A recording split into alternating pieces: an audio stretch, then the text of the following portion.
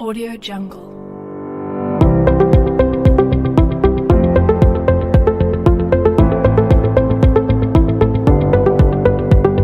Audio Jungle.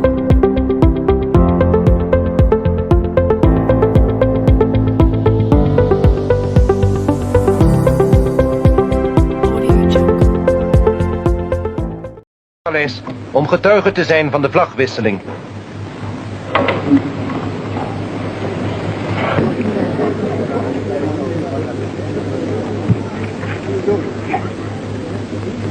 Het Wilhelmus.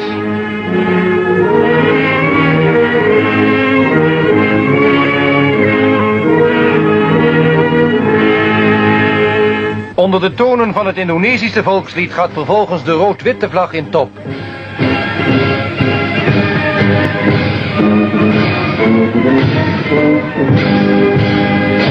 Onmiddellijk hierna vertrekt de heer Lovink naar het vliegveld Kemayoran om naar Nederland terug te keren.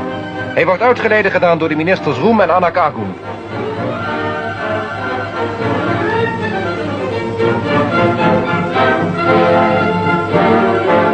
De volgende dag hebben velen zich naar hetzelfde vliegveld begeven om president Sukarno te begroeten, die van nu af in Jakarta, zoals Batavia nu heet, zijn zetel zal hebben.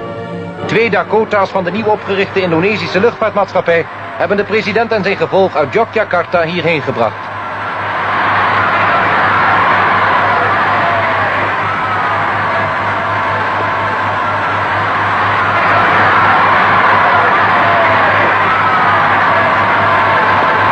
De kinderen van ingenieur Sukarno die met hem uit Jogja meekwamen vertrekken eerder. Na een kort oponthoud begint dan de intocht van de president in de hoofdstad van de Verenigde Staten van Indonesië. Het wordt een triomfale rit van het vliegveld naar het paleis aan het Koningsplein.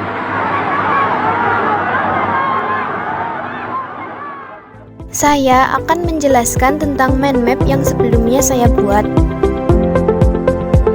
Audio Jungle. Tindak lanjut perjanjian Roem-Royan adalah diselenggarakannya KMB yang dilaksanakan di Den Haag, Belanda pada tanggal 23 Agustus sampai 2 November 1949. Delegasi Belanda dipimpin oleh Van Maarschaveen.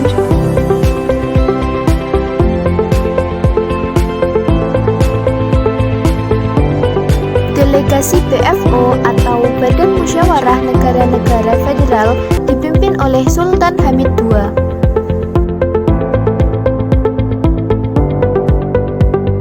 Audio Jungle.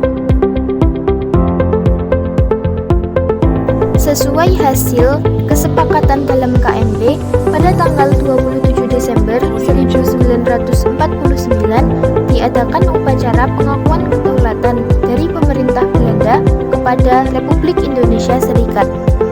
Audio Jungle. Namun sebelumnya, pada tanggal 17 Desember 1949 diadakan pelantikan Presiden RIS, yaitu Insinyur Soekarno. Pada tanggal 20 Desember 1949, Mohatta dilantik sebagai Perdana Menteri RIS. Audio Jungle. Pada tanggal 27 Desember 1949, terjadilah penyerahan kedaulatan Belanda kepada Indonesia yang dilaksanakan di Belanda dan di Indonesia. Audio Jungle. Di negeri Belanda, delegasi Indonesia dipimpin oleh Muhammad Hatta, sedangkan pihak Belanda hadir Ratu Juliana, Perdana Menteri Willem Drees, dan Menteri Seberang Lautan Sasseum.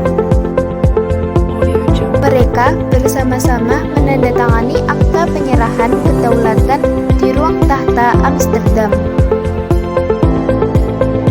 Audio Jungle. Sedangkan di Indonesia dilakukan oleh Sri Sultan Hamengkubuwono IX dan Wakil Tinggi Mahkota Belanda A.H.S. Loving. Audio Jungle.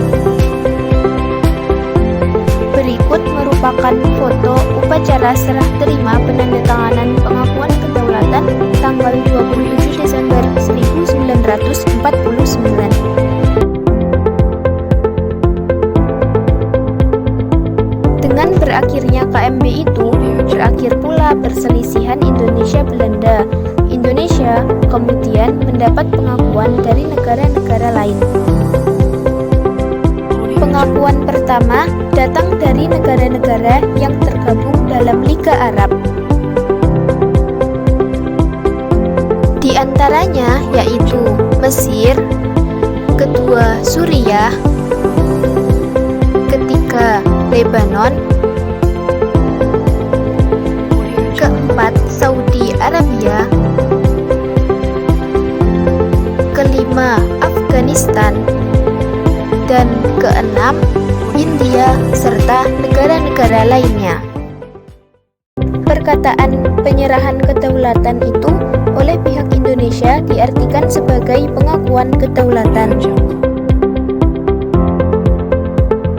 Walaupun Belanda sendiri tidak mengakui proklamasi kemerdekaan Indonesia pada tanggal 17 Agustus 1945 dan hanya mengakui tanggal 27 Desember 1949, namun keberadaan Negara Kesatuan Republik Indonesia itu tetap terhitung sejak proklamasi kemerdekaan oleh bangsa Indonesia sebagai mutlak atas usaha bangsa Indonesia sendiri.